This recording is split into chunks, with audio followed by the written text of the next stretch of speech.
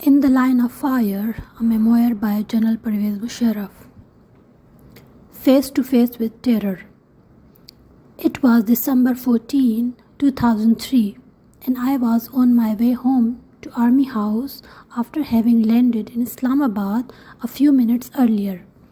Religious extremists had struck right in my midst, and it was only by the grace of God that I was saved and no precious lives were lost. I have confronted death and defied it several times in the past because destiny and fate have always smiled on me. I only pray that I have more than the proverbial 9 lives of a kid. I first avoided death as a teenager in 1961 when I was hanging upside down from the branch of a mango tree and it broke. When I hit the ground, my friends thought I was dead. In 1972, when I was leading a company of commandos as a major in the mountainous northern area, I should have been on a plane of Pakistan International Airlines that crashed into a glacier up in the Himalayas on a flight from Gilgit to Islamabad. At the last minute, I had not boarded it because the bodies of 2 of my men who had been killed by an avalanche had been found, and my commanding officer and I opted to give up our seats to make the weight available for the conveyance of the bodies.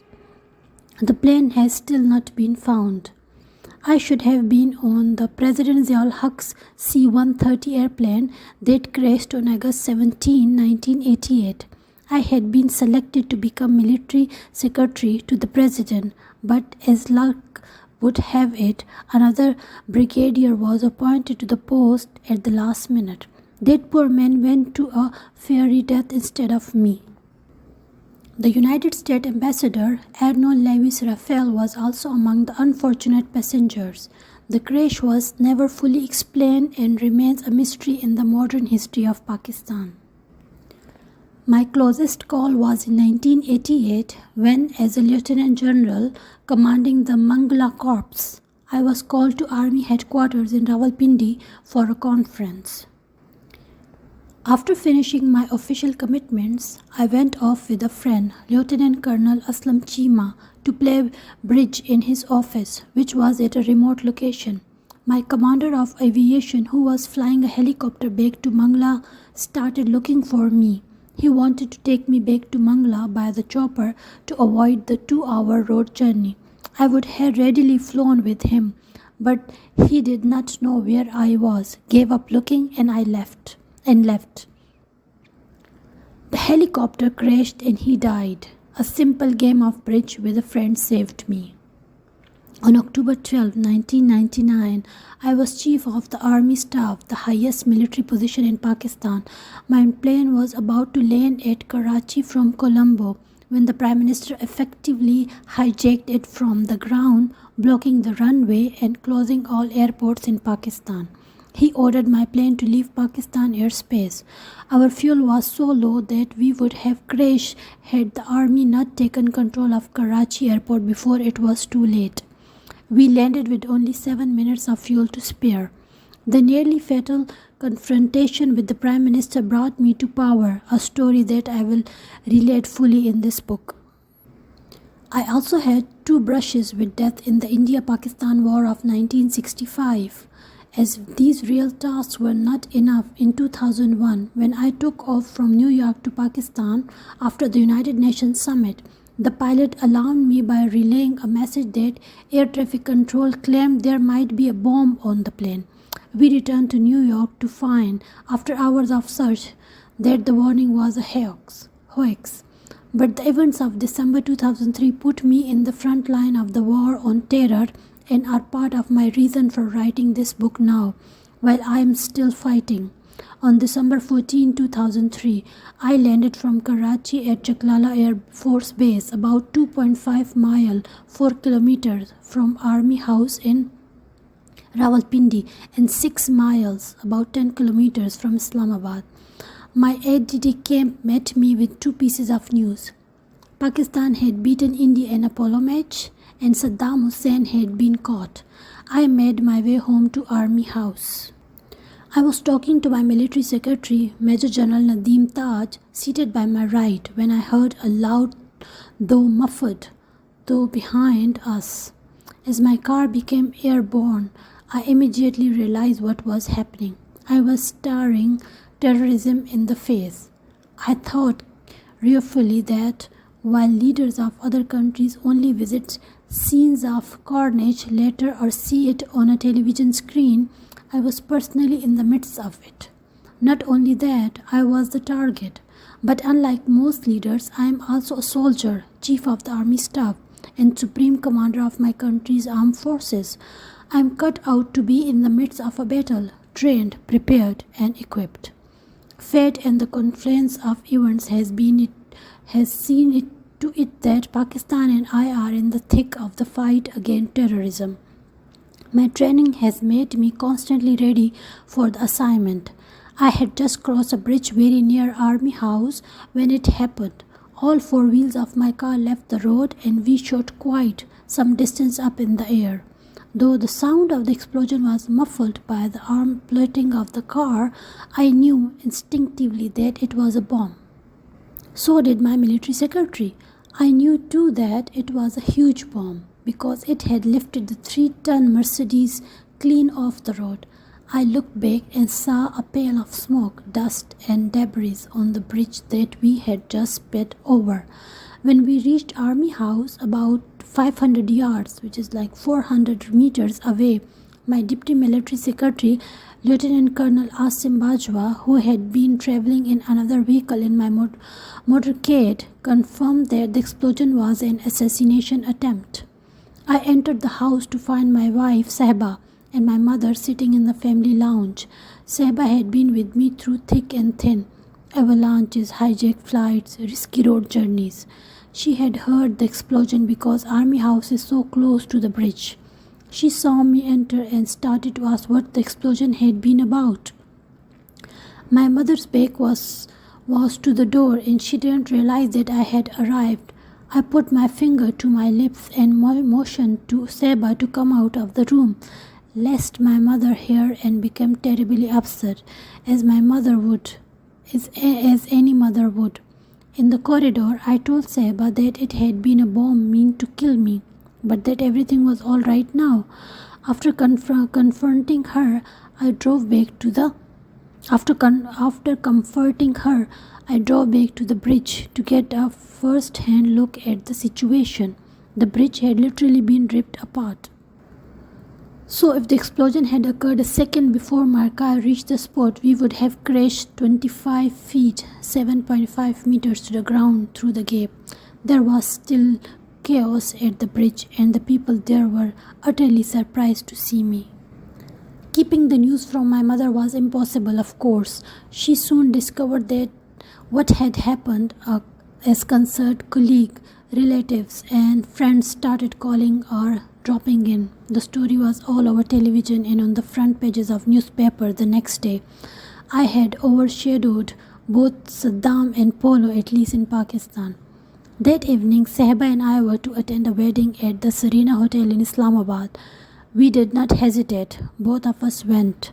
Our decision caused no little consternation among the guests, as they thought that I had good reason to remain in the safety of my house only a few hours after terrorists had tried to assassinate me.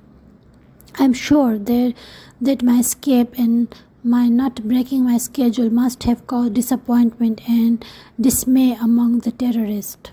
Sticking to the schedule may have caused some concern among my security personnel, but they are trained to take such things in stride. It certainly did cause some inconvenience to motorists as the traffic along the route was blocked. Before the assassination attempt, I would flow with the normal traffic, stopping at every red light. Now things started changing. The police started blocking all traffic in either direction along the route that I was to take. There were news courts vehicles on either side of my car, and of course my exact schedule would not be known to anyone except those closest to me. People had barely stopped chattering about this assassination attempt when, on December 25, 2003, a holiday, there was yet another one. After addressing a conference at Islamabad's Convention Center, I left for Army House at about 1:15 p.m. My chief security officer, Colonel Ilyas, and my aide-de-camp, Major Tanveer, were in the lead car of my newly expanded motorcade. Next came the escort car. I was in the third car with my military secretary. We crossed the fateful bridge, which was still under repair after the bomb blast, and reached a gasoline pump on the right. In front of the pump, there was an opening in the median of the two-way road for U-turn. The oncoming traffic had been blocked. There was a policeman standing at the opening. I noticed that though all the oncoming traffic was facing straight towards us, a Suzuki van was standing obliquely as if to drive into the opening to get to my side of the road.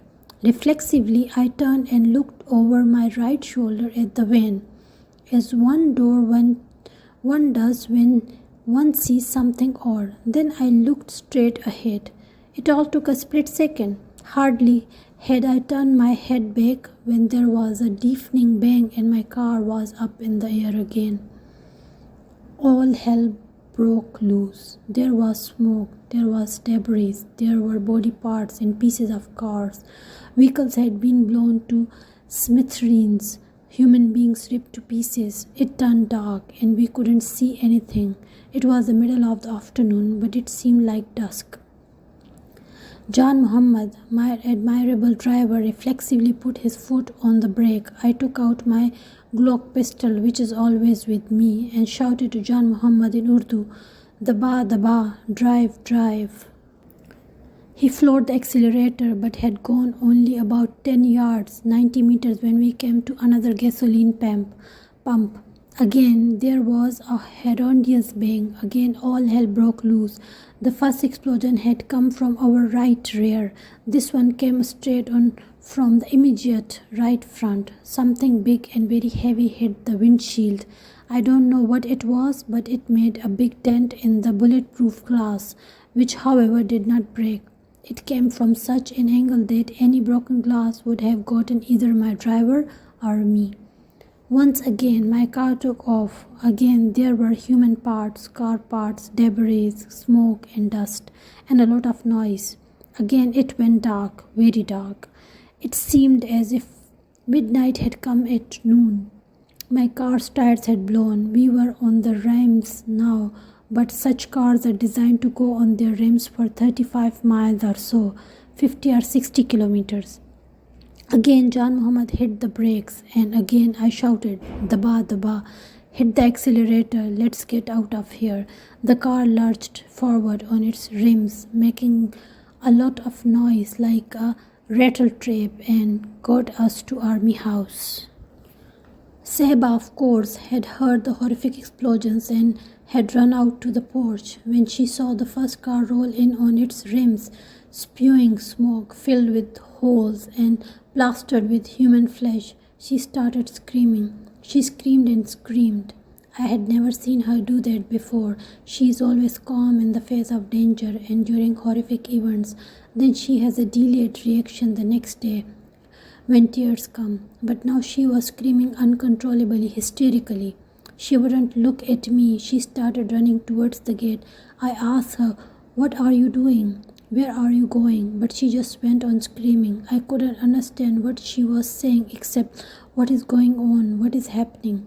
It was understandable hysteria, and it helped her to get the shock out of her system. It also diverted my mind and the minds of others with me from our own shock. I got hold of her and took her inside the house. I sat with her and told her, "Look at me. I'm all right. Everything is all right." When she finally calmed down, I went out again. I looked at the cars and saw that the lead car was the most badly damaged, especially its right rear door. It too had sunk down to its rims. Tanveer's hair was standing straight up, I suppose because the blast had created static. Any normal car would have been blown to bits, destroyed beyond recognition, as it was. Human flesh and blood were all over the cars. They were a gruesome sight. The squad car that had been behind me was also very badly damaged. All in all, I was told 14 people had been killed. 3 of our people had been injured. The poor policeman standing at the gap between the two roads had come in front of the first suicide van and had been blown to bits. A police van had stopped the second suicide bomber from hitting my car by ramming into its vehicle. The van had blown up, killing all 5 policemen in it, including an inspector. It was heard trending.